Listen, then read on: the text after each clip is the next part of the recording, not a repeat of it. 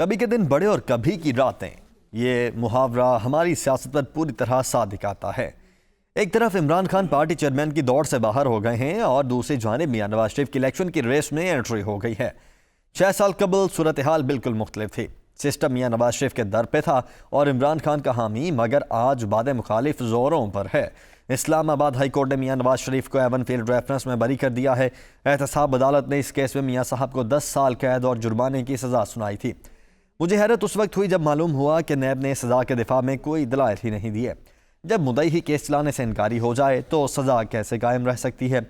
6 साल कबल नैब मियां नवाज शरीफ को सजा दिलाने के लिए दिन रात एक किए हुए थे और आज इसके पास दलाइल ही नहीं है।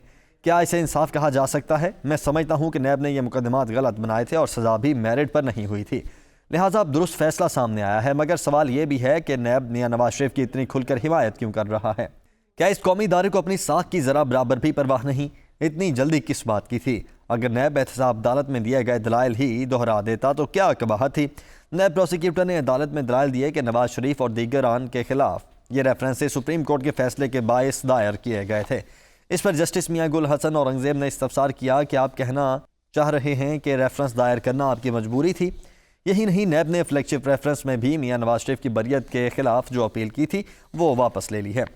इसके बाद सूरत हाल मजीद मशकूक हो गई है। खैर, किस किस बात पर वावेला करें, हमारे मुल्क की यही रीत रही है। हमें जितनी जल्दी गुब्बारे में हवा भरने की होती है उससे ज़्यादा तेज़ी हमें हवा निकालने में होती है। अदम का एक शेर याद आ रहा है, दिल तेरे खुलूस के सदके ज़रा सा होश, दुश्मन भी बेशुमार हैं यारों के शहर में। दूसरी जानिब 2 साल बीत गए, पीटीआई और इमरान खान की मुश्किलात कम होने का नाम नहीं ले रही। वो एक के बाद एक सियासी गलती करते रहे और नई नई मुसीबतों से बगलगीर होते चले गए। अब सूरत हाल ये है कि -1 की इब्तिदा हो गई है। पीटीआई अब इमरान खान के बगैर इलेक्शन में हिस्सा लेगी। खान साहब पार्टी के चेयरमैन होंगे, ना इंतखाबी मुहिम का हिस्सा। आम इंतखाबात का बिगुल बच चुका है, मगर इससे कबल पीटीआई के इंट्रा पार्टी इलेक्शन नागुज़ीर हैं। तोशाखाना केस में सजा के बाद इलेक्शन कमीशन ने चेयरमैन पीटीआई को 5 साल के लिए इंतखाबी सियासत के लिए नाअहल करार दिया था। पीटीआई ने इसके खिलाफ सुप्रीम कोर्ट में अपील दायर कर रखी है, मगर ताहाल कोई फैसला न हो सका। इसलिए अब सारी जमात के लिए सबसे बड़ा सवाल यह था कि पीटीआई की कमान कौन संभालेगा। नया चेयरमैन कौन होगा जो पीटीआई की डूबती नाव को सहारा देगा? कौन होगा जो तहरीक इंसाफ के लिए लेवल प्लेइंग फील्ड का तकाजा करे तो उसकी बात सुनी भी जाए? सबकी नजरें इमरान खान पर थीं कि वो अपना जानशीन किसे चुनते हैं। वैसे अगर जानशीन चुनना ही था तो फिर इंट्रा पार्टी इंतखाबात का क्या फ़ायदा? होना तो ये चाहिए था कि पीटीआई के नए चेयरमैन का इंतखाब पार्टी के वर्कर्स करते, मगर हमारे यहाँ सियासी जमातों में इतनी जमहूरी अकदार कहाँ हैं? मुस्लिम लीग नून में मियां नवाज शरीफ नहीं तो उनके भाई शहबाज शरीफ सदारत का ताज अपने सर सजा लेते हैं। पीपल्स पार्टी में भी मौरूसियत है और जेयूआई का भी यही हाल है। एएनपी में भी तमाम कलीदी ओहदे खानदान में बांटे जाते हैं और काफ लीग में भी सूरत हाल चंदा मुख्तलिफ नहीं। सिर्फ पीटीआई का क्या रोना रोएं, हर तरफ है आग बराबर लगी हुई। वाकिफान हाल कहते हैं कि लगभग 10 लोगों के नामों पर गौर किया गया, मगर आखिर में कुर्राफाल बैरिस्टर गौहर अली खान के नाम निकला। मैं समझने से कासिर हूँ कि इस नाम का इंतखाब क्यों किया गया। पीटीआई का अजब अलमिया है कि जो शख्सियात 3 में होती हैं ना 13 में, वो बड़े बड़े ओहदे ले उड़ती हैं। आपको याद होगा कि उस्मान बुज़दार कैसे वज़ीर-ए-आला पंजाब मुंतखब हुए थे और महमूद खान को किस बिना पर खैबर पख्तूनख्वा का वजीर लगाया गया था। मैं समझता हूँ कि बैरिस्टर गौहर खान भी इसी कड़ी का तसलसल हैं।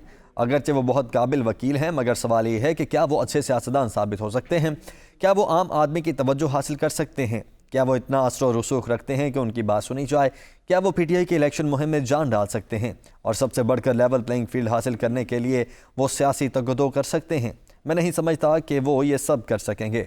गुमाने गालिब है कि उन्हें इसलिए पीटीआई का चेयरमैन बनाया जा रहा है कि वो सियासी हवाले से ज़्यादा सूझबूझ नहीं रखते, इसलिए छोटे से छोटा काम भी खान साहब से पूछ कर करेंगे। कोई शक नहीं कि वो इंतहाई शरीफ और नफ्स इंसान है, मगर उनकी शख्सियत ऐसी नहीं कि वो पार्टी में मकबूल हो सकें। आपको याद होगा उस्मान बुज़दार के पास बतौर वज़ीर-ए-आला सूबे को चलाने के लिए इमरान खान से ज़्यादा वसाइल थे, मगर क्या वो पार्टी में शर्फ़ कबूलियत हासिल कर सके?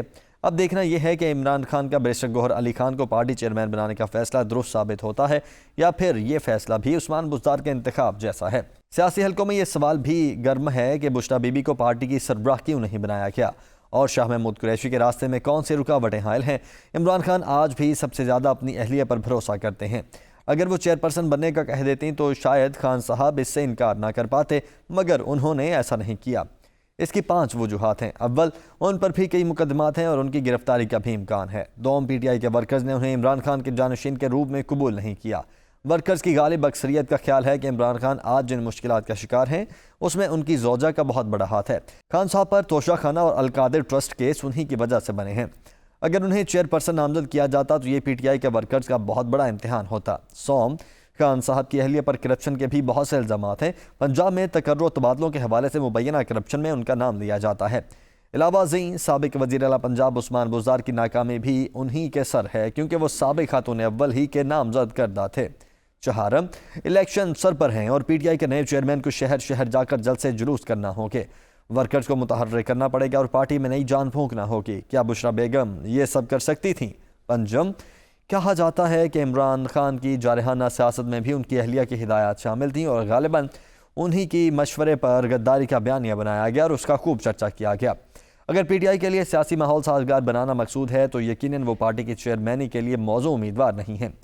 सिर्फ बुशरा बेगम नहीं, शाह महमूद कुरैशी, हामिद खान, आरिफ अलवी, शेर अफजल मरवत और बैरिस्टर अली जफ़र के नामों पर भी गौर किया गया, मगर खान साहब ने बैरिस्टर गौहर के नाम की मंजूरी दी। बैरिस्टर गौहर धीमे मिजाज के इंसान हैं, वो जज्बाती और तल्ख नहीं हैं, इसलिए मुमकिन है कि वो अफाम व तफहीम की बात करें और तल्खियों को मजीद ना बढ़ाएं। मैं ज़ाती तौर पर समझता हूँ कि इस ओहदे के लिए सबसे बेहतरीन चॉइस अली मोहम्मद खान थे, मगर न जाने क्यों पार्टी में उन्हें ज़्यादा पसंद नहीं किया जाता।